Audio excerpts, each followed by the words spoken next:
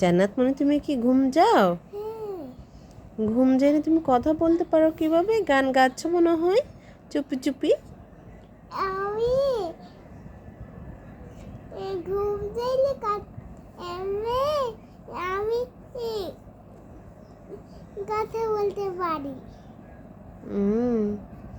তো কি গান গেয়েছো স্যার, শোনো তো দেখি সবাইকে।